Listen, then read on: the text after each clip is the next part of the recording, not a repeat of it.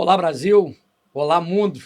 Você que nos assiste aí, que nos dá o privilégio de nos assistir tanto nos Estados Unidos, quanto em Portugal, Hong Kong, China, na África. Você que está aí no Vale do Rio Doce, que tem acompanhado nosso trabalho há tanto tempo, tem orado e intercedido por nós. Você do Leste Mineiro, Vale do Mucuri, e o povo maravilhoso que arde o nosso coração aqui na nossa capital, cidade linda, que o nome já diz tudo, né? Belo Horizonte. Nós estamos aqui hoje, nosso 19º episódio, foi marcado por Deus para falar nessas datas até o final do ano, que é política. No episódio passado, nós tivemos aqui o privilégio de estar com o candidato a vereador, Pastor Divino, e nós batemos um papo sobre o que era a Câmara. Hoje nós temos o privilégio, você que nos assiste, você que vai nos ouvir, você que vai estar dentro do seu carro aí ouvindo no Spotify daqui a pouquinho, nós estamos aqui com o ilustre senador Carlos Viana. E é um prazer imenso poder contar com a presença dele, estar aqui como amigo, um homem de Deus, Amém. Um homem de fé. As pesquisas mostram aí o quanto Carlos Viana já é aí aclamado pelo povo no que se diz respeito de ter um homem com a ficha limpa. Obrigado. Um homem que tem uma conduta ilibada, um homem que preza pelos bons costumes da família. E aí aprove a Deus trazer o Carlos Viana aqui para esse bate-papo. Muito obrigado, pastor Santos. Obrigado de coração, viu? E quero primeiramente saudar o senhor, todos os irmãos, né, com a paz do Senhor Jesus, nossos irmãos evangélicos, aqueles que são da Igreja do Senhor. Dar a alegria aqui de cumprimentar a doutora Ana, que está conosco aqui. Obrigado, doutora Ana, pela presença. Prazer, E a Raquel, né, que também é da área da comunicação, isso, né, Raquel? Isso é um prazer conhecê-la aqui. Parabéns pela casa, pelo estúdio. E parabéns, pastor Santos, pelo trabalho aqui, viu? Deus abençoe e prospere sempre, em nome de Jesus. A gente fica muito feliz Obrigado. de ouvir Amém. o nosso senador e ter essa presença. Obrigado. Nós temos o costume aqui, de todo episódio, a gente inicia lendo um texto bíblico. Amém. Porque nós entendemos de antes nós chegarmos aqui, como o nosso mentor espiritual sempre diz, o pastor Laranjeira, que está nos bastidores nos ouvindo, nada funciona sem oração. É verdade. E orando por nós, senador Carlos Viana, nós vamos ler um texto que está escrito aqui no livro de Atos, capítulo 1, verso 8. Texto que Deus tem colocado no coração do nosso pastor e tem ardido esse texto no coração do pastor Laranjeira, e acredito que tem tudo a ver com o momento que nós vamos bater esse papo aqui. O texto diz assim: mas recebereis poder ao descer sobre vós o Espírito Santo, e sereis minhas testemunhas, tanto em Jerusalém, como em toda a Judéia, Samaria e até os confins da terra. Quando nós pensamos em mudar a realidade de Grande Belo Horizonte, da Belo Horizonte, quando nós pensamos no que Belo Horizonte vive, né, meu senador, e o que Deus tem para essa cidade, crendo que há uma possibilidade gigantesca por meio da sua vida, nós não vamos conseguir fazer nada se o Espírito Santo não for o nosso condutor. Amém. Nós começamos aqui nos bastidores e o nosso senador dizia que ele mesmo tem pedido a Deus sabedoria. Amém. E a Bíblia diz no livro Sapiência de Provérbios que é só pedir, que ele dá e dá assim, ó, com muita tranquilidade. Muita tranquilidade. E nós queremos, o tempo passa muito rápido. Nosso pastor sempre diz para nós ali, no nosso trabalho episcopal ali na igreja, que o relógio é cruel. Nós gostaríamos de também ceder tempo ao nosso senador, porque o senador, os pessoal nos chamaram aí no inbox, né, no privado, falaram assim, poxa vida, nós queremos saber quem que é o senador Carlos Viana. Tem muita coisa na internet, mas o povo quer saber assim, aonde ele nasceu, aonde ele estudou, qual foi o povo que ele conviveu. Ontem eu estava com o pessoal no Gutierrez, eu trabalho também com táxi, daí nasceu o podcast do Santos, um táxi executivo, padrão executivo, né? O nosso padrão aí de entrada é Corolla, mas a gente vai com os outros padrões. E ontem o pessoal não tinha um doutor lá, um advogado, falava assim, olha, se você não perguntar a origem, para que todos nós saibamos que nós não queremos ficar só pesquisando e nós não ouvimos da boca do Carlos Viana, eu vou puxar sua orelha, eu não voto nele não. Então eu gostaria de iniciar aqui, já temos início, o senhor falando para nós, né? Quem é o Carlos Viana? Sim. Olha, Carlos Viana é uma pessoa que desde criança foi preparado por Deus para o trabalho dele. Eu digo que o Espírito Santo me escolheu no ventre da minha mãe, porque desde menino eu sempre tive portas, muita perseguição na minha vida, mas portas que foram abrindo à medida que a gente foi crescendo, desenvolvendo. Eu sou nascido numa cidade muito pequena, chama Braúnas, Fica no leste de Minas, do lado ali de Guanhães, aquela região.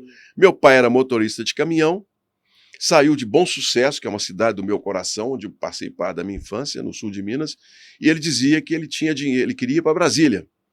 E ele brigou com meu avô, saiu do serviço militar, e meu pai voltou para a fazenda, que era da família, e meu avô, o Major Sebastião Viana, uma pessoa muito bruta, ele brigou com meu pai. Você vê como que Deus age nas coisas. Daí meu pai saiu, nunca mais quis voltar para a fazenda, mexer com... Meu pai foi ser motorista de caminhão. E meu pai falava que ele tinha dinheiro, que ele queria ir para Brasília, mas só tinha dinheiro para chegar em Três Marias, que era metade do caminho. Aí chegou lá em Três Marias, foi contratado, acabou entrando na CEMIG e foi lá para a região onde eu nasci, conheceu minha mãe, com 16 anos ela, e eu nasci lá em Braúnas. Com 6 anos eu vim para Contagem, moramos ali no bairro Amazonas. Depois meu pai construiu uma casa com muita dificuldade no bairro Industrial. Eu lembro do dia que nós fomos bater a laje da casa, rapaz, com 7 anos de idade, a gente, né, negócio de bater laje, né, um negócio que até hoje faz parte da vida das famílias mais simples. Né?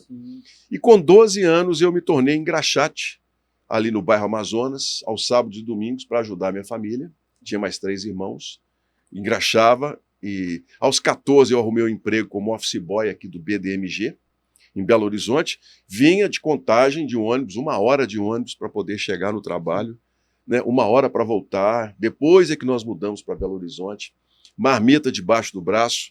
E eu conto, com muita humildade e muita satisfação, que tinha dia que a marmita azedava. Sim. Porque muito calor, ônibus sem ar-condicionado, lotado de gente, né, não tinha lugar de acondicionar a comida corretamente no trabalho, não tinha uma geladeira.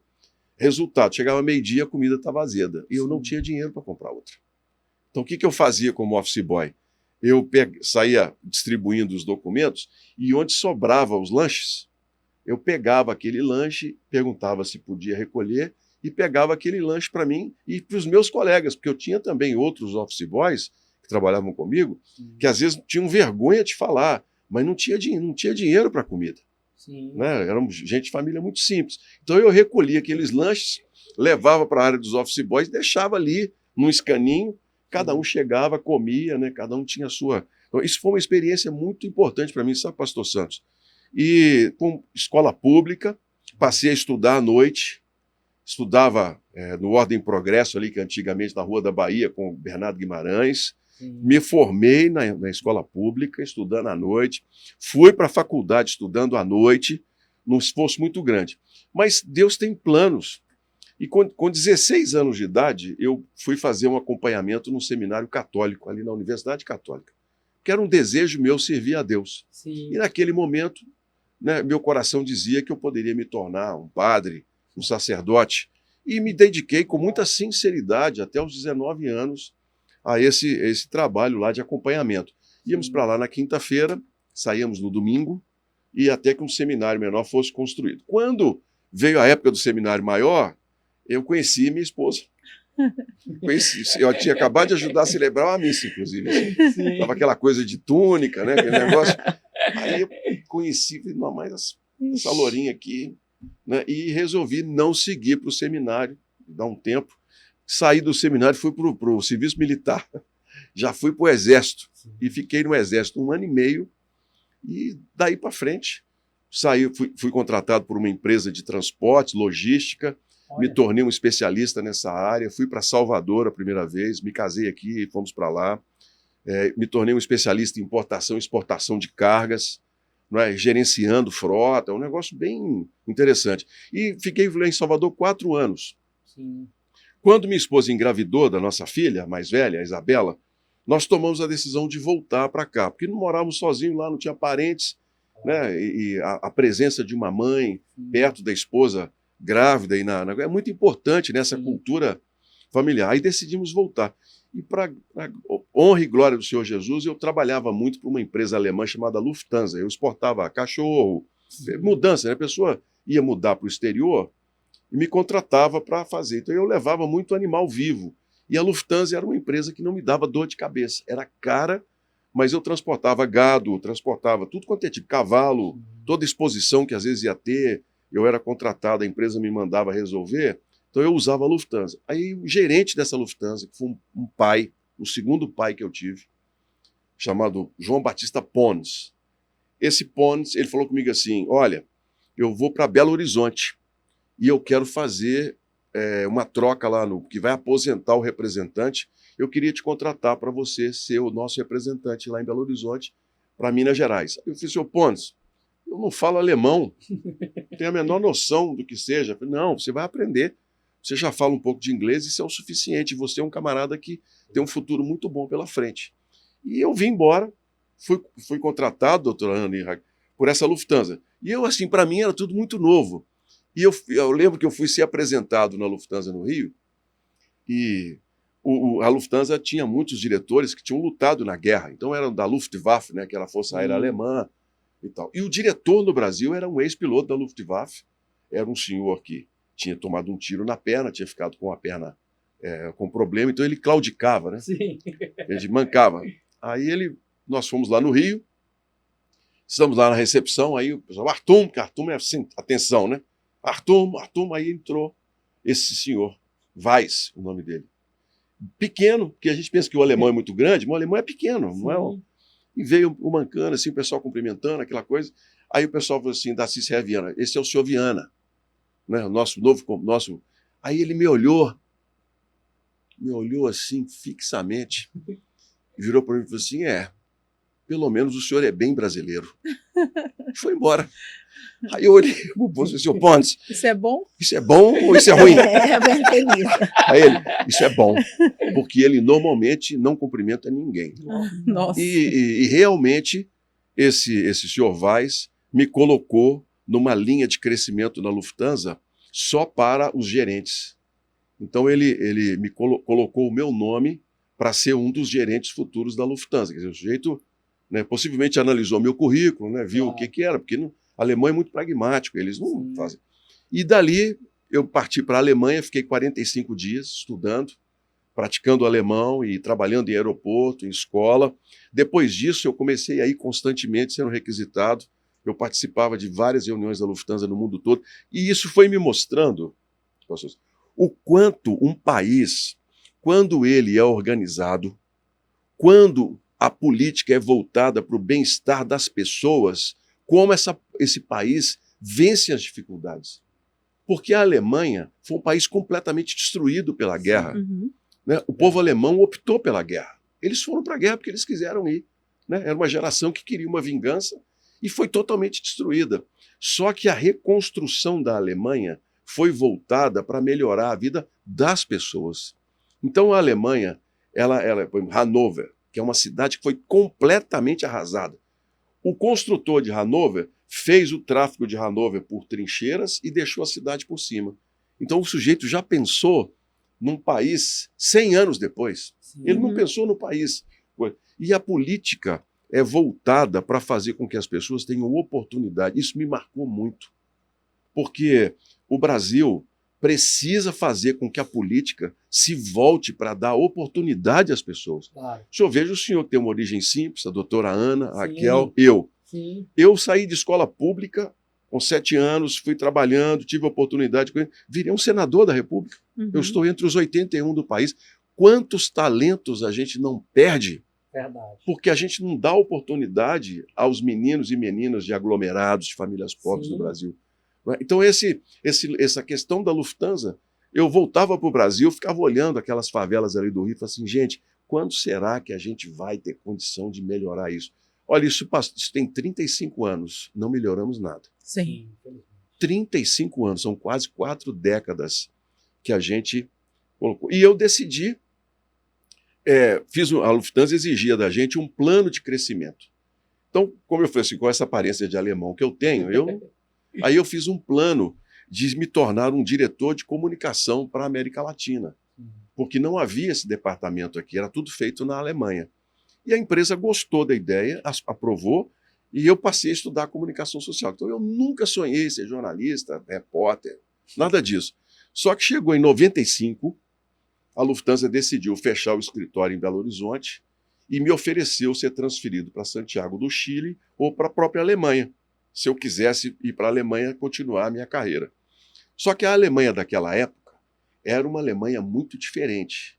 Né? Era uma Alemanha ainda muito marcada, eram os filhos do pessoal da Segunda Guerra Mundial, os idosos que tinham vivenciado a guerra, os estrangeiros eram muito vistos assim com muita desconfiança e até preconceito. Por exemplo, eu entrava no trem, que é uma espécie de VLT que eles têm lá, para deslocar de onde eu morava para o aeroporto. Eu sentava do lado de um alemão, o sujeito levantava. Né? E eu ficava assim, as pessoas, onde ninguém sentava do meu lado, assim como não sentava do lado dos turcos, sim, dos indianos, porque éramos muitos estrangeiros trabalhando ali. Mas aquilo me ensinava, porque eu queria aprender. Não é? Eu queria aprender. E quando eu decidi, eu falei, olha, eu não quero ir para a Alemanha, eu já tinha filhos em idade escolar, sim, minha esposa já estava numa faculdade, eu falei, não, eu não vou sair do Brasil para morar na Alemanha agora, não é uma coisa que eu quero. Aí eu fui para o jornalismo. Fui para o jornalismo e fui contratado pela Rede Minas de Televisão, que é um emprego muito bom. Trabalhei 3 meses de graça para poder aprender. Eu trabalhava de 7 às 2 da tarde, de 3 às 10 no Tempo, para poder escrever sobre aviação, sobre carro e tudo mais. Aí, doutor Arno, surge uma dessas coisas que na vida é só Deus. Né? Porque a Rede Globo abriu um programa, Raquel, de trainee, que era contratar novos repórteres. Eu já tinha 32 anos de idade. Falei, bem, quando eu fui convidado a fazer os testes, falei, eu vou fazer por quê? Todo mundo começa com 21, 22 anos, né? Eu estou com 32 anos de idade, pouca experiência. Aí fui fazer, eram 350 currículos na Rede Globo. Aí cheguei lá, sentei, estou observando, eles contando, falei, 350 currículos, não vai dar. Daí a pouco eram 200 currículos. Daí a pouco 100, daí a pouco 50, daí a pouco 5. Falei, 5, esse negócio aqui vai dar para mim. E não deu outro, eu fui contratado pela Globo, fiquei 4 meses aqui em treinamento, que foi uma das escolas mais brilhantes que eu conheci. Pode-se falar o que quiser da Rede Globo, mas é uma grande emissora. Sim. E eles me mandaram para Salvador outra vez, para ser repórter de rede da Globo em Salvador. Lá eu fiz mais 6 meses de treinamento, o que me tornou um especialista na área de gestão de televisão e tal. E eu fiquei na Globo lá 1 ano, por uma questão pessoal, voltei para Minas, e aí comecei uma trajetória. Né? Fui para a TV Alterosa, desenvolvi um projeto na TV Alterosa, nós ficamos 4 anos em primeiro lugar. Né? A emissora ganhava de todo mundo, me tornei um dos repórteres mais conhecidos de Minas, né? As matérias mais assistidas eu tinha. Fui para os Estados Unidos em 2004, contratado para abrir um jornal para brasileiros. Fiquei lá 1 ano. E aí, o pastor Alangeira, que está nos acompanhando aqui, Deus, quando tem planos, é o que diz a palavra, né? Do coração do homem vem o desejo, sim, mas da boca de Deus vem a resposta. Aí, cheguei lá todo feliz, falei assim, agora eu vou morar nos Estados Unidos, meus netos vão falar inglês, eu estou aqui porque eu não vou embora mais, Deus, muito obrigado, o Senhor me trouxe aqui, e um silêncio, né? Deus não respondia, silêncio, silêncio. E documentação agarrava, até que um dia, maio de 2005, chegou meus documentos. Chegaram. O visto de trabalho para levar a família, e eu feliz toda a vida. Falei com a Solange, assim, com a minha esposa. Falei, Solange, pode ir preparando, porque eu vou voltar em julho, e quando for agosto a gente vai fechar a casa e tal, setembro a gente vem para os Estados Unidos, porque 1º de outubro começam as aulas, e as crianças têm que estar matriculadas e tal, coisa e tal. 1 semana depois, eu morava no 2º andar de escada, casa. Estou eu subindo a escada, o pessoal estava arrumando a escada. Não tinha um alambradozinho. Aí não sei o que eu arrumei, rapaz. Eu caí dessa escada, quebrei o pé. Nossa. Bati com o pé, e não quebrei pouquinho, não. O pé virou uma bola preta. Aí fui para o hospital.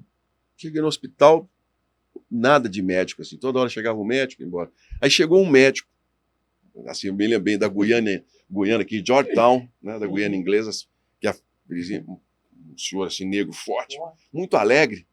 Chegou e falou assim, você é brasileiro. Eu sou brasileiro, doutor. E o que está acontecendo com o Brasil? Eu falei, doutor, não sei, o que está acontecendo com o Brasil? Ele falou assim, o Brasil perdeu para o México. Eu falei, o senhor está falando do futebol. Eu não quero saber de futebol. Quero saber do meu pé. Ele pegou a radiografia e falou assim, tão mal quanto o futebol brasileiro. O senhor vai ficar 2 anos para recuperar esse pé. Meu Deus. Quando ele falou isso, aí ele começou a usar uns termos que eu não entendi, tá, coisa. Eu comecei a cair. Aí eu pensei, meu Jesus Cristo, vou ter que voltar para o Brasil, porque eu não tenho como operar aqui. Não tem ninguém aqui.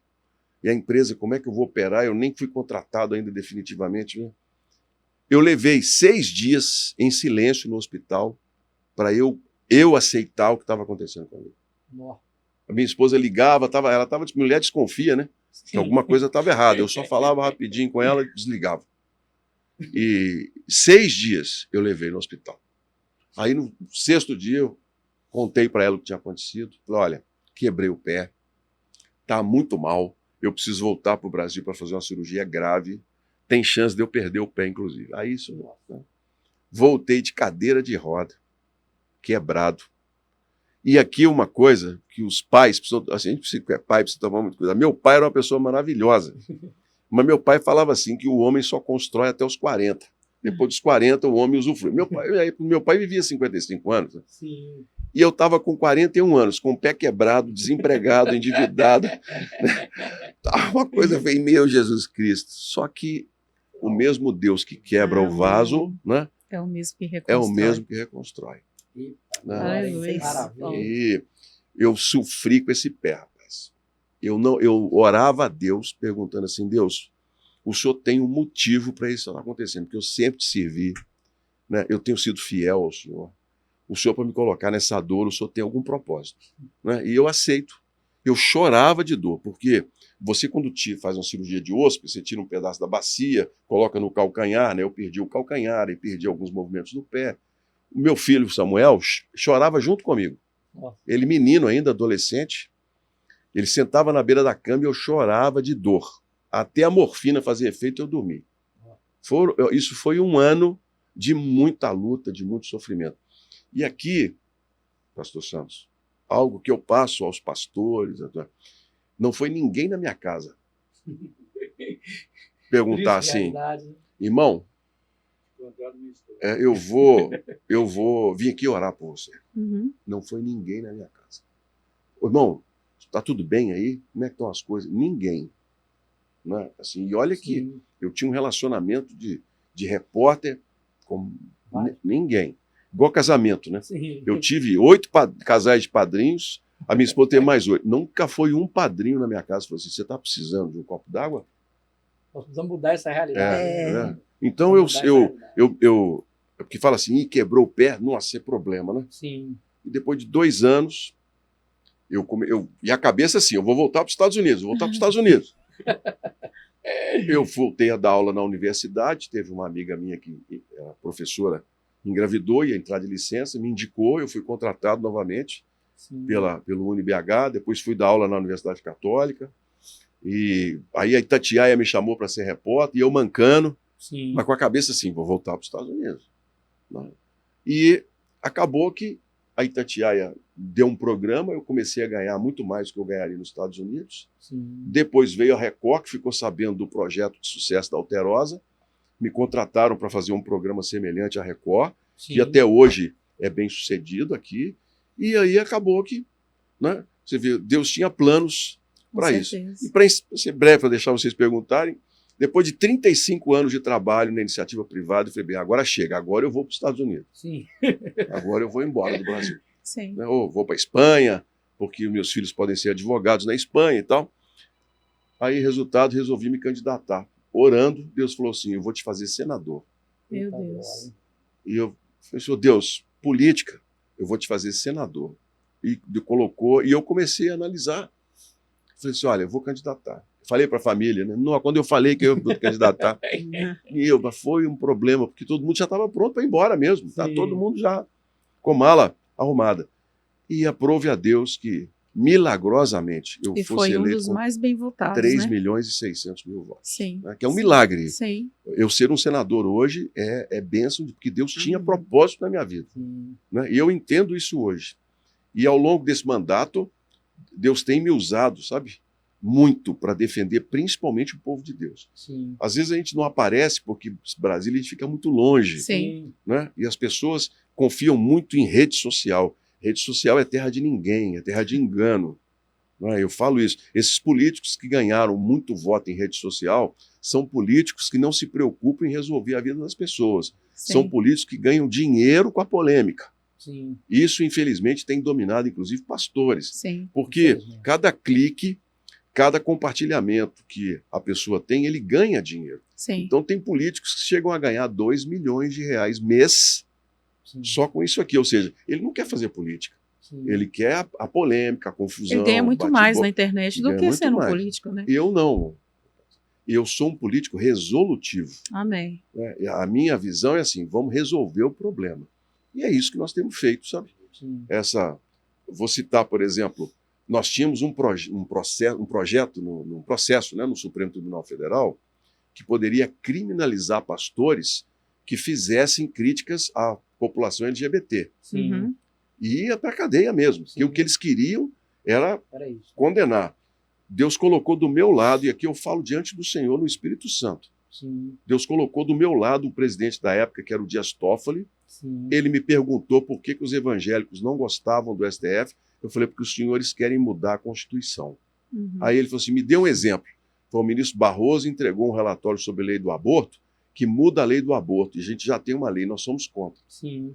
Aí, mas não, mas isso aí a gente resolve. Não, qual outra lei? Os senhores têm um processo lá que pode criminalizar os pastores, líderes religiosos, no discurso LGBT. O que o senhor quer fazer? O senhor quer mudar o livro de Romanos? O senhor quer mudar a Bíblia?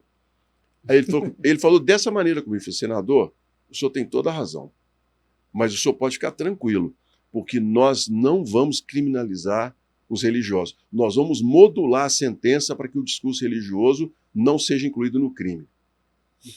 Deus me usou para a gente conseguir isso. Maravilha. E, sabe, e hoje tem problema, porque quando uma pessoa fala da população LGBT, dá Sim, aquela confusão, Sim. mas não dá nada, Sim. porque Sim. nós somos livres para pregar o que nós queremos. Com Então, certeza. Deus me usou como senador Sim. para poder. Agora, se eu não tenho diálogo com o STF, como é que nós íamos conseguir resolver isso? E é isso, senador, que eu queria perguntar. Pois não. Senhor senador da República, por que a Prefeitura de Belo Horizonte? Porque, irmã, eu não vim na política num projeto pessoal. Uhum. Eu vim na política num projeto de servir. Uhum. Porque, financeiramente, eu sou uma pessoa muito realizada. Graças a Deus. Meu patrimônio... Eu vi que tenho- o senhor declarou. Eu declaro a verdade. Você vê, teve colega meu que ganhava o dobro do meu, declarou 200 mil. Sim, Olha, é uma mentira. mentira. Eu declarei o que eu ganhei. E tenho empresas hoje que estão indo muito bem. Sabe, tenho serviço. Você tem empresa nos Estados Unidos, eu tenho Sim. trabalho que eu comecei e que eu venho perdendo dinheiro, porque Sim. eu deveria estar indo e vindo com mais frequência. Estou preparando a minha filha para isso, Uhum. para assumir essa parte da família. Sim. Não é? Mas eu gosto de servir. Então, quando eu vou num Jequitinhonha, onde pela primeira vez na história, prefeituras do Jequitinhonha receberam equipamentos, caminhões, tratores, poços artesianos, reformas de escola, barragens, dinheiro que ia para Ceará, Pernambuco, e que senador nunca buscou por Minas Gerais. Eu fui lá e busquei. Ah, que bênção. Né? Os senadores de Minas, antes da minha chegada no Senado, era nulo. Sim. Sim. Você tinha dirigente de clube de futebol, né, envolvido com prostituição. Sim. Você tinha senador que representava a empresa de transporte, nunca quis deixar o metrô avançar Sim, em Belo Horizonte. Eu cheguei no Senado totalmente independente. Eu não tenho ligação com grupo político nenhum. Então, o que eu fiz? Comecei a trabalhar. Sim. Trabalhei, onde eu vou buscar dinheiro? Então, peguei o projeto da Sudene, que é uma coisa que... A Sudene, que é um fundo de desenvolvimento, peguei e estendi até governador Valadares, estava parado desde 1970. Sim. Peguei o projeto até governador Valadares.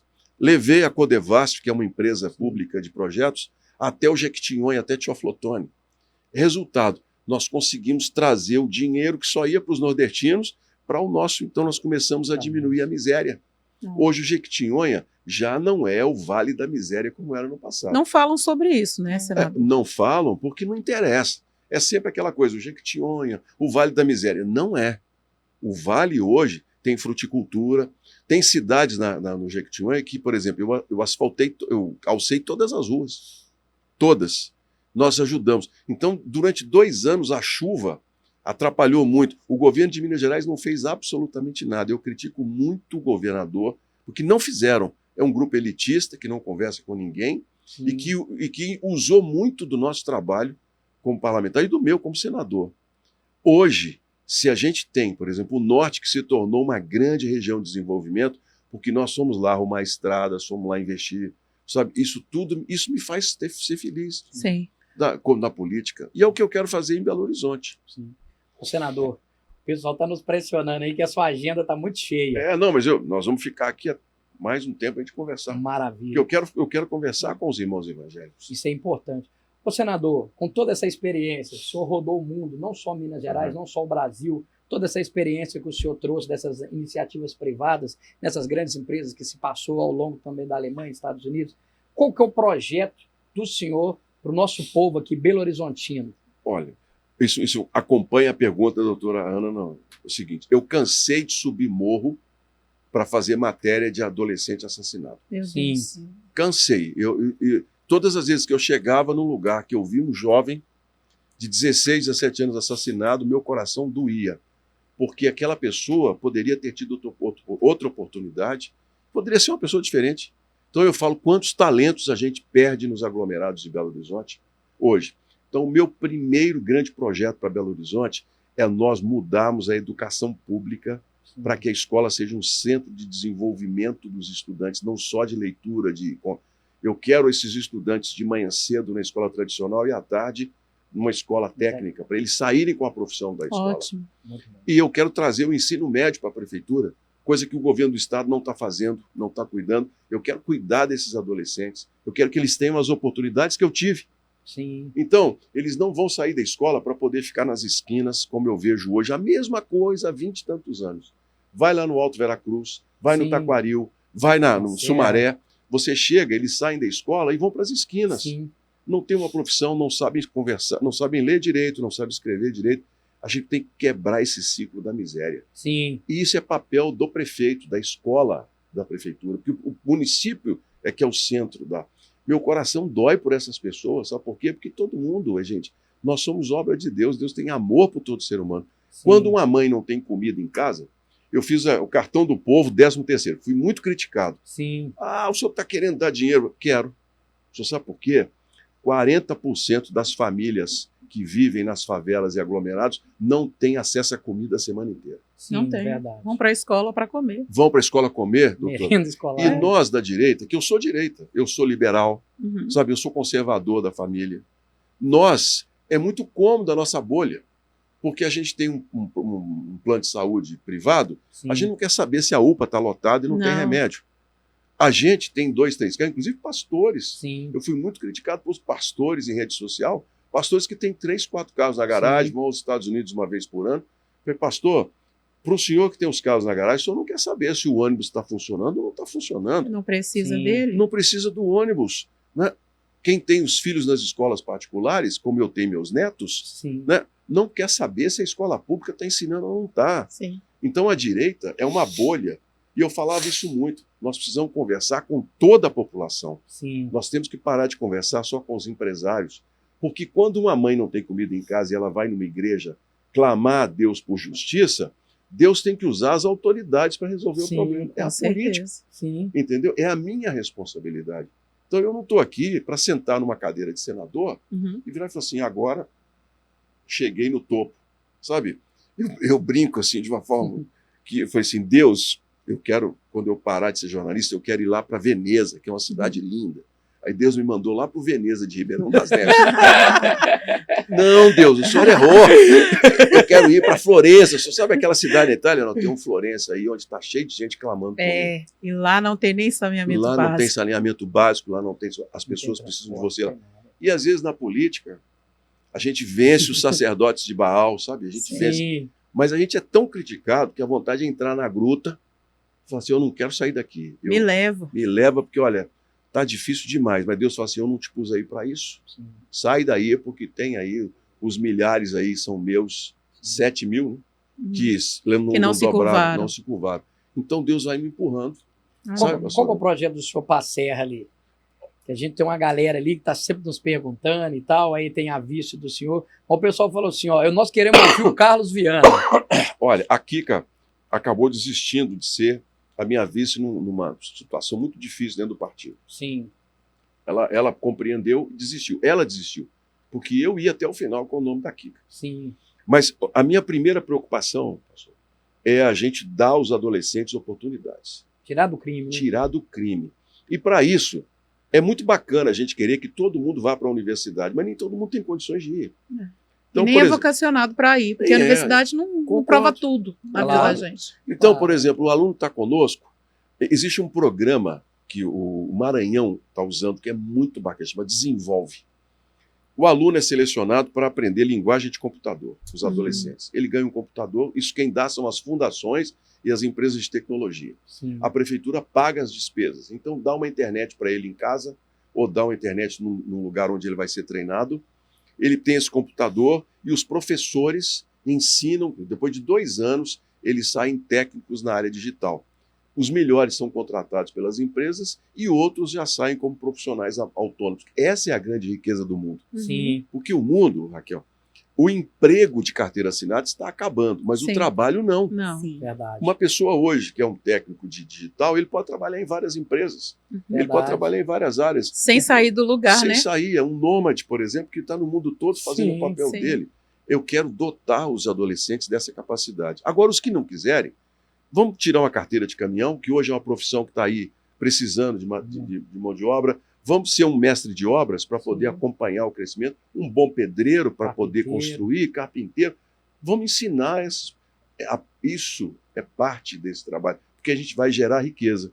Mas hoje a gente tem que socorrer as famílias, porque não pode. Um Brasil que é um produtor de comida não pode ser um país onde tem fome, gente. Sim, e isso não é da direita e da esquerda, não. Isso é nosso.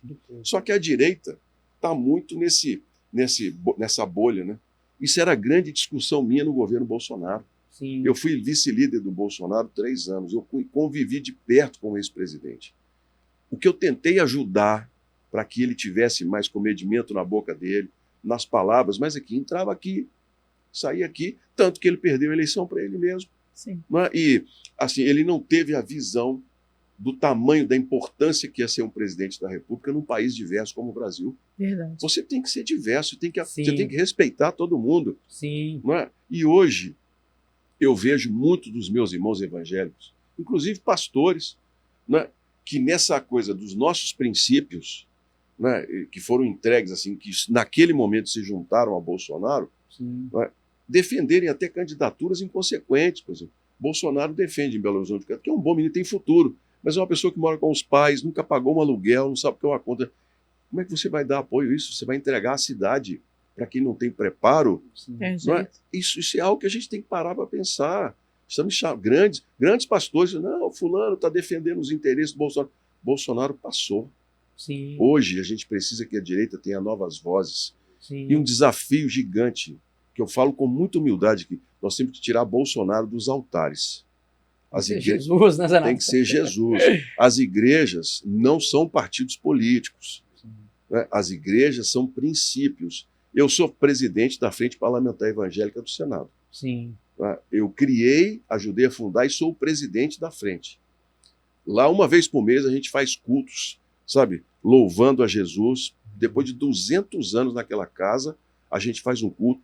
A frente tem trabalhado, eu e o Silas Câmara, que é o presidente da frente na Câmara, constantemente dialogando com o governo para que os projetos não avancem. Enquanto muitos ficam lá estrilando, gritando na internet, pastores fazendo vídeos, bomba, não sei o quê, nós não. Sim. A gente senta, toda vez que o governo quer um projeto que pode afetar os evangélicos de alguma maneira, a gente senta com os ministros e fala assim, olha, esse projeto aí, os evangélicos são contra. O governo recua, tem diálogo conosco. Nós temos um peso muito grande com relação àquilo que somos, porque a palavra do Senhor fala que nós fomos instituídos como essa igreja, como a representatividade de Deus aqui nessa terra. O que eu vejo, como o senhor falou aí bem, tirar o Bolsonaro do altar é tirar o Bolsonaro do nosso coração. Né? Eu falo nós porque eu também sou pastora e estou nesse mesmo bolo aí, porque a gente precisa conscientizar.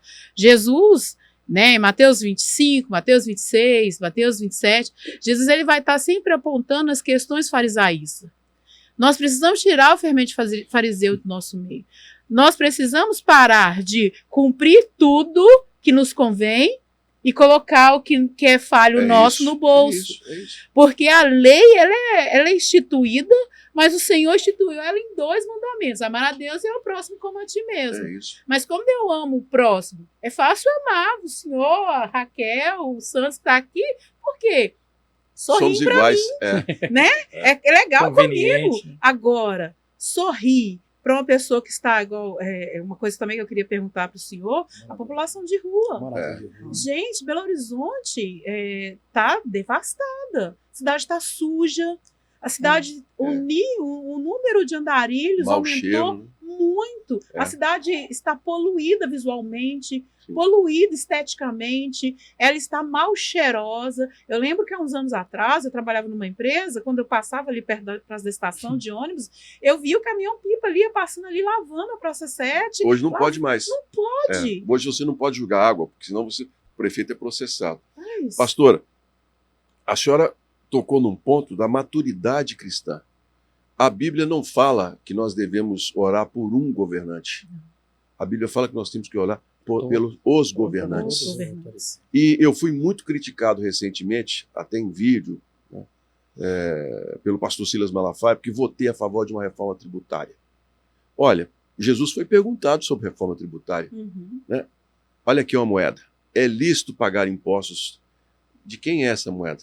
Uhum. Quem é essa face? É de César. Então dai a César o que é de César e a Deus o que é de Deus. Isso. A reforma é uma decisão humana. Não tem que se questionar a minha fé como evangélico. Estou há 35 anos no evangelho. São decisões que eu tomei, porque no governo Bolsonaro nós trabalhamos 4 anos essa mesma reforma. Sim. Só não foi feita porque não tinha base. Porque o pessoal criticava os senadores, os deputados, e não tinha base. Ninguém queria votar com o governo. Uhum. E hoje, a gente, quando olha para cá, a gente precisa tomar decisões que estejam ligadas, porque Deus nos deu capacidade. Quando Deus expulsa Adão e Eva do paraíso, assim, com o suor do teu trabalho, né, vai sobreviver. E nós temos que usar da nossa inteligência. Sim. Nós não podemos ficar fechados nessa bolha, porque são princípios cristãos. Mas a gente tem que levar isso para a administração. Por exemplo, morador de rua. Eu fiz uma declaração que foi usada pelo pessoal assim, vou devolver. Não é destratar as pessoas. Sim. É porque metade da população de rua não é de Belo Horizonte. E eu estava ali no viaduto Helena Greco, o antigo Castelo Branco, conversando com os catadores de papel. Lá tem uma cracolândia, o pessoal usa crack o dia inteiro. Parou um carro do interior e deixou 2. Meu Deus. Deixou 2, desceram 2 do carro, foram entrar na fila da comida. Aí eu fui lá, não deu tempo de anotar a placa, porque eu queria ter tirado lá. De onde os senhores vieram? E o que os senhores vieram? Não, o prefeito mandou a gente para Belo Horizonte. É isso. Então, nós precisamos ter coragem de falar assim, olha aqui, vamos atender. As igrejas têm um papel fundamental. Sim. Mas o que está acontecendo, Raquel?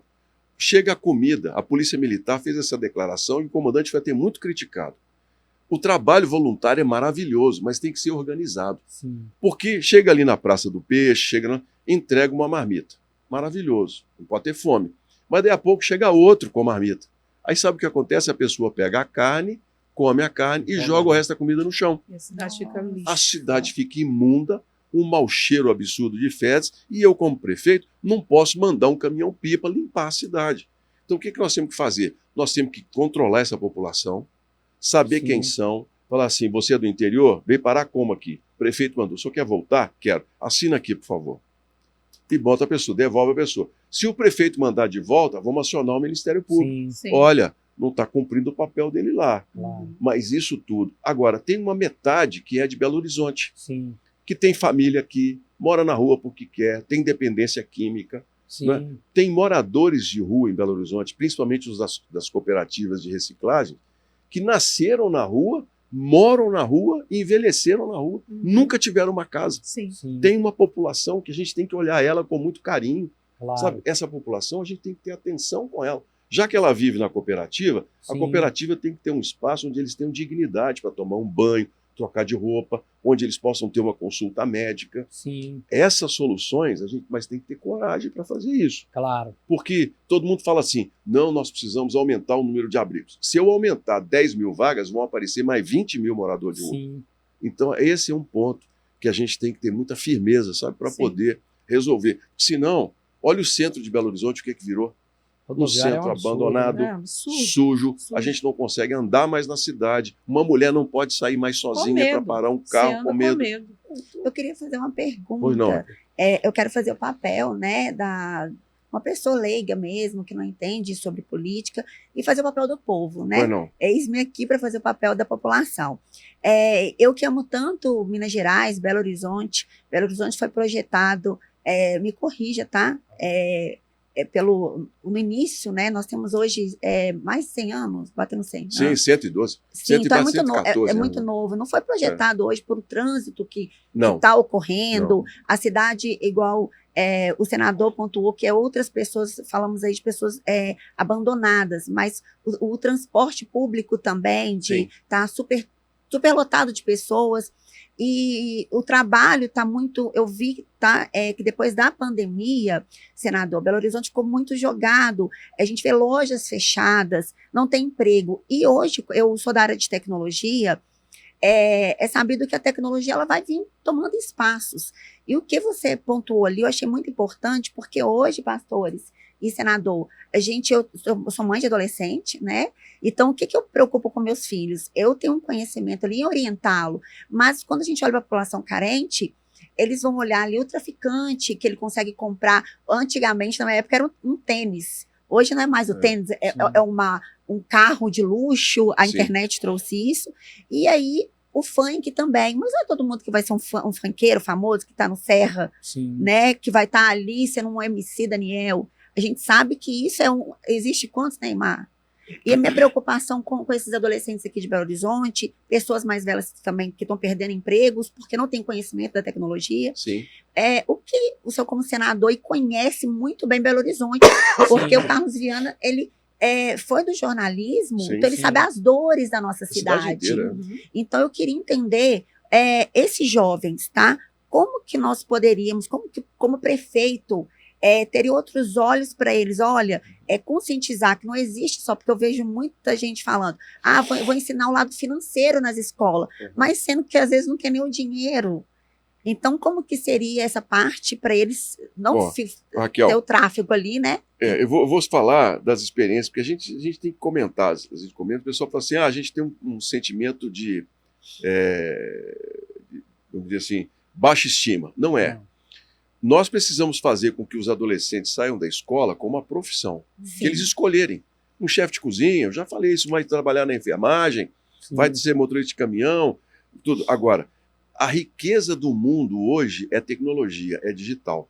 A Índia está passando na nossa frente porque está formando. E olha que a Índia tem problema de casta, eles acham que é reencarnação lá, o sujeito nasce para ser escravo, prostituta, e eles estão vencendo na nossa frente porque eles ampliaram as escolas de tecnologia. Eles já falam inglês naturalmente nas escolas pela colonização. Segundo, porque eles ensinam. Então nós precisamos pegar aqui.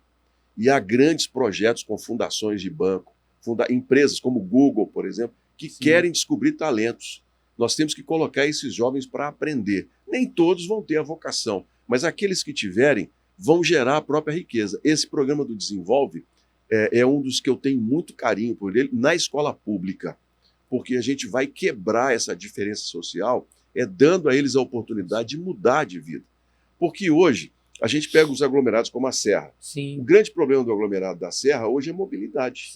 E essa questão da fome. Então a gente precisa, primeiro, rever a questão dos ônibus suplementares, aumentar as linhas. A gente precisa fazer novas vias de acesso. A gente precisa fazer um novo cadastro dessas famílias para a gente ver quem precisa da assistência da prefeitura. Porque no meu governo, se Deus permitir, não vamos ter fome. A gente vai ter isso com muita firmeza.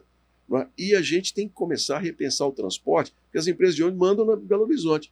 Hoje, metade das viagens de ônibus foram canceladas. Ano passado, deram 500 milhões de reais para as empresas de ônibus um ano antes das eleições. Isso cheira mal. Muito mal. Muito mal. Aí a gente, quando vai ver as campanhas na rua, é só ver a minha campanha. Eu fui o que menos recebi de dinheiro para fazer campanha. Eu não consigo fazer campanha. Eu olho a campanha do atual prefeito aí, a quantidade de dinheiro que está gastando. A gente começa a entender, eu não vou fazer nenhuma acusação, mas a gente começa a entender, você sabe por quê? Hoje existem grupos políticos e existem gangues políticas. Gangues políticas, aquelas que tomam o poder de assalto. Como é que é isso? Ah, você vai ser candidato? Ó, você está bem nas pesquisas, hein? Eu vou te apoiar. Mas você vai ter que me entregar o contrato da limpeza urbana. Não vou entregar. Ah, olha, vou te apoiar, mas você tem que me entregar a Belotur, hein? Não vou entregar. Não, você tem que me entregar o contrato de varrição. Ó, eu vou te apoiar, mas você não pode mexer com as empresas de ônibus. Não vou fazer isso. Eu não vou jogar 35 anos da minha história na lama. Sim. Quer me ajudar a administrar Belo Horizonte? Nós vamos administrar. Mas tem que ser administrando com transparência. E é isso, senador, que eu penso. O atual prefeito, não sei, ele está meio perdido em algumas questões. Mas o próximo prefeito, ele precisa ser corajoso. É isso. A palavra do Senhor fala lá em Josué 1, quando Moisés ele deixou a terra, né, que morreu, Deus chamou Josué e falou: Josué, meu filho. Josué, meu filho. Moisés, meu servo, morreu. E ele falou assim: olha, seja forte e corajoso. Medita na lei de dia e de noite. Tem de bom ânimo. Mais uma vez vou te dizer, seja forte e corajoso. E é isso, senador, que nós esperamos. Que o próximo prefeito ele seja forte e corajoso. Que ele tenha coragem de se mostrar, colocar a sua cara a tapa mesmo. Para, sabe, conhecer e prosseguir em conhecer aquilo que é mais necessário. Claro que não dá para fazer tudo. A gente não pode ser leviano e nem infantil em achar que o Senhor vai resolver o problema. Mas se o Senhor começar a tampar, apagar os pequenos incêndios, quando chegar os maiores, você já tem uma experiência, porque você apagou os pequenos. Pastora, vamos raciocinar sobre o que são as palavras e são as decisões. Então, o ex-prefeito Calil é uma pessoa pela qual eu tenho um grande carinho. Mas ele ganhou a eleição dizendo assim: eu não vou fazer nada. Sim. Não foi isso? Foi. Né? Eu não vou fazer nada. Eu vou mandar. Não vou prometer nada para você. Eu não vou fazer. E não fez. Resultado: olha o que aconteceu com Belo Horizonte. Acabou. Né? O atual, que é vice, que seria um grande economista, deixou a cidade no vermelho pela primeira vez em 20 anos. A cidade criou um sistema chamado outorga onerosa. O que é isso? Isso é uma visão socialista, daqueles socialistas que ficam lá em Paris tomando champanhe, que Paris você não pode mexer nela. Então o Cito falou assim: olha, nós não podemos deixar construir prédio não, tem que manter as casas e nós temos que tirar os carros dos ricos e temos que colocar ônibus. Sabe o que aconteceu? Os bairros estão morrendo em Belo Horizonte, porque isso é uma visão socialista. Não é? Não pode construir prédio para rico. Tá certo? Isso, olha aí o resultado. Você vem na Amazonas, lá da região oeste, passa o Cefet, aí você vê o que virou a Barroca. Morreu tudo. Ali morreram os quarteirões. A Barroca está morrendo. O Prado está morrendo, o Barro Preto está morrendo, porque a visão é essa. Aí a senhora chamou outorga onerosa, ou seja, quanto mais você quiser construir, porque você é rico, mais você tem que pagar. Só que dinheiro não leva desaforo para casa. Os construtores começaram a fazer em Nova Lima. Abandonaram Belo Horizonte. Então a gente aumentou a arrecadação, mas a gente não gerou renda. Pega o Mercado Central, que é o grande centro do turismo, um dos mercados mais gostosos e bonitos do mundo, e eu posso falar que eu conheço. Eles queriam fazer um terceiro andar. A prefeitura cobrou 40 milhões dos comerciantes para fazer a outorga, que é interesse da cidade. Então, hoje, é muito fácil. E o que aconteceu com o centro? Você tirou as vagas dos carros e os ônibus desapareceram. Resultado, a cidade empobreceu. A gente tem que voltar, incentivar o centro. Não, você pode ir de carro. Vamos fazer estacionamento subterrâneo, como tem em tudo quanto é lugar. Vamos fazer banheiro público nas praças para as pessoas. Hoje, uma pessoa idosa que precisar usar um banheiro, ele não tem onde recorrer no centro. Vamos criar estacionamento subterrâneo, onde tem que ter um banheiro para atender a população. Vamos trazer de volta os investimentos. Essa é a minha visão sobre cidade. Sabe?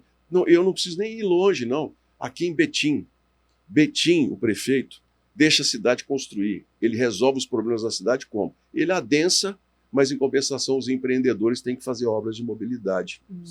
Nós precisamos fazer trincheiras novas em Belo Horizonte, lá na Contorno com Cristóvão Colombo, na Amazonas fazer largar tudo. Mas para isso a gente tem que trazer um investimento, pastor Sérgio. Pegar quem constrói, construção civil, flexibilizar o centro, permitir que se construa mais em áreas onde você tem como. E esse pessoal investir na cidade. Porque o Belo Horizonte está morrendo. E é uma cidade linda. Uma cidade bonita, uma cidade prazerosa. Gostosa de se viver. Mas é aquela história, eu não prometo nada, então não vou fazer nada. E não fez. E o atual prefeito, defende muito. Ele não anda pela cidade. Sim. E quem anda por Belo Horizonte tem a mesma impressão que nós. Belo Horizonte está perdendo no tempo. Olha a Praça da Estação, que virou. Ali tem um conjunto histórico lindíssimo de Belo Horizonte. Tem a Casa da Baronesa do outro lado, ali do Viaduto da Floresta, que é subutilizado. Até porque eu tenho falado, tudo que eu falo eles copiam. Nesse finalzinho fizeram uma festa lá. É um negócio impressionante. Mas é subutilizado. A cidade não conhece. Hoje a prefeitura paga aluguel de um hotel de luxo ali na Augusto de Lima com Goiás, no centro. É um antigo Hotel Del Rey. A prefeitura paga aluguel lá. Tem o prédio da Faculdade de Engenharia que está fechado, que eles querem entregar para a prefeitura. Vamos transferir o centro administrativo para lá, vamos recuperar aquela área. Trazer para perto, né? Trazer para perto. Quando eu falo que a gente precisa abraçar Guaicurus como centro cultural, tem pastor que me critica. Irmão, Guaicurus... Faz parte da missão. Mas, irmã, vamos falar uma coisa entre nós aqui. A Bíblia fala que os que são da luz se aproximam dela. Né? Mas os que não são fogem, porque seus pecados não sejam revelados. A hora que a gente encher de luz, não é? Nós vamos abraçar aquela parte da cidade. Temos que amar, é o que nosso Senhor pediu. Temos que amar aquele povo, sabe? Nós temos que encher de cuidar, luz, né? colocar vigilância. Passa lá 10 horas da noite, é entulho, pilha de lixo, a gente morre de medo. Rato. Centro de Belo Horizonte. Crime, né? E essa é a minha visão. Entregar para a cidade arrumada. Ter prazer de andar numa rua da Bahia. Os minutos finais. Iluminar ela toda. Nosso eleitor. Então, isso, e aos irmãos evangélicos que me assistem, eu estou no evangelho há quase 35 anos. Irmão, sirvo a Deus com sinceridade. Sabe, tenho buscado sabedoria, tenho buscado construir as coisas, e eu estou na política. Hoje eu me sinto meio que como o profeta Jeremias, sabe? É verdade. Chorão. O profeta. Você está vendo que Jerusalém vai ser destruída porque nossas escolhas estão erradas. Né? Profeta não é o que adivinha o futuro. É o que diz para as pessoas que se eles não mudarem o comportamento, a ira de Deus virá e vem. É o adágio do Senhor. Muda, né? Muda, gente. Tem que mudar. Olha, nós precisamos mudar. Então nós hoje, evangélicos, cristãos, somos quase 40% da população e muito breve, para a honra e glória do Senhor Jesus, vamos ser mais da metade. Né? Nós temos que ter consciência de que o nosso voto é para quem quer melhorar as coisas. Sabe? Não é por ideologia de esquerda ou de direita, não é porque um ex-presidente encarnou, não. Sabe? Vamos pensar, sabe? Vamos ter consciência do que a gente está fazendo. Deus mandou orar por toda a autoridade. Né? E eu quero ser prefeito para servir. Se eu não for prefeito, se Deus entender que não é esse o caminho, vou ser um grande senador, fui eleito ano passado o melhor senador do Brasil. Sabe? Não respondo a um processo judicial, minhas contas são todas fiscalizadas, foi o que mais apresentou leis e emendas em projetos, que ninguém ganha isso à toa. Né? Esses 5 anos Deus tem me feito como Moisés, eu estou aprendendo naquele deserto. Maravilha. Né? Porque Brasília não é fácil, não. Imagina. Viu? Brasília... Pastor Santos, posso fazer um pedido ao senador, porque ele falando isso num país com tanta corrupção, tanta coisa errada, e quem somos nós para falar, para julgarmos? Estamos aqui na posição do amor mesmo, porque o nosso Deus é amor. Amém. Né? Senador, eu queria, isso não é falado, mas quem quiser pesquisar, e eu peço o Senhor para olhar com carinho. Não é sobre ideologia, não é sobre bandeira, não é sobre nada. A bandeira única que eu levanto é de Jesus Cristo. Amém. E nós, mulheres, várias, eu me coloco há 14 anos, que eu sofria de uma enfermidade que era todos os dias trabalhando no poder das morfinas. E conversava com várias pesquisando voluntariamente. Elas não conseguem trabalhar, são mandadas embora. E às vezes tem muitas mães sozinhas, né, que abandonadas pelo marido por causa da endometriose. E ela é crônica, tá? Ela é autoimune e ela não tem cura, não tem mesmo. Então, ela não tem remédio, não tem esse tratamento público, e a mulher, ela desmaia, ela toma muito medicamento, vários dos grupos das morfina. É uma doença que ela tem que levar para a vida toda. E não tem como. Eu comecei a pesquisar. Um tratamento desse, você vive... começa a partir de 2.000 de medicamento. Isso todo mês. Fora as terapias e muita coisa que precisa. Isso não é olhado. Já conversei com várias outras pessoas. Eu acho que a mulher, ela sofre, já tem uma cólica normal, dor de parto. Essa é uma dor que ela vai consumir no corpo todo. Ô, Raquel, vou lhe colocar com rapidez aqui a questão da saúde pública, primeiro, nas escolas públicas, desde a pré-escola, eu quero uma equipe multidisciplinar que vai acompanhar o crescimento das crianças. Precisa de um óculos, está com o peso correto, está na altura certa, está sofrendo violência, a gente tem como saber isso na escola. Então, nós vamos criar uma equipe multidisciplinar para acompanhar. Segundo ponto, eu vou sair daqui e vou lá no Hospital Evangélico. Sim. Qual que é a minha ideia? Eu coloquei mais de 100 milhões de reais na saúde pública para os hospitais filantrópicos Santas Casas. Eu quero que o atendimento especializado seja feito nos hospitais filantrópicos, não nas UPAs, porque nós temos que tirar das UPAs, deixar só urgência e emergência. Para isso, a mãe que vai ganhar uma criança, no mês seguinte, ela já vai ser atendida numa Santa Casa, num Hospital da Baleia. Nós vamos criar convênios para poder tirar e atender mais rapidamente essa questão. E criar na cidade, por exemplo, de 6 à meia-noite, os centros cirúrgicos podem fazer diagnóstico, podem fazer cirurgias. É uma questão de boa vontade com isso, sabe? E deixar os centros de saúde para questões... Hoje você não tem uma ACS que vai na casa de um idoso para marcar um exame. Está tudo muito descontrolado, porque é o que eu falo, a gente tem um plano de saúde particular, a gente não entende o que está acontecendo. Sim. Eu não. Eu sei o que é você levar um filho e não ter um médico para você poder, sabe, ter que tomar um dinheiro emprestado para poder fazer alguma coisa. Isso é muito difícil na vida da gente. Isso, eu tenho um carinho muito grande a gente poder. E outra coisa, nós estamos envelhecendo.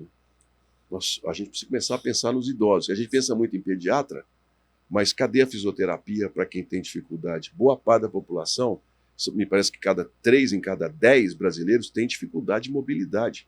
Quando chega a 60 anos, começa a ter problemas. Com certeza. A gente tem que começar a pensar nisso. Sim. Então, a minha ideia sobre saúde é trazer os hospitais filantrópicos para a gente ter os atendimentos especializados, que o SUS é um só. O dinheiro é um só. O problema é a redundância, cada lugar faz uma coisa para a gente poder. Então, vou olhar isso com muita atenção. A gente queria agradecer, né, a você que nos assistiu, agradecer a pessoa do nosso senador e toda a comitiva dele, que nos atendeu com muito carinho, com muita atenção. Foi respondido o e-mail, foi respondido os telefonemas, e a gente vê aqui o senador é uma pessoa do povo, uma pessoa simples, mineiro, um cara conhecido, uma pessoa séria, cristã.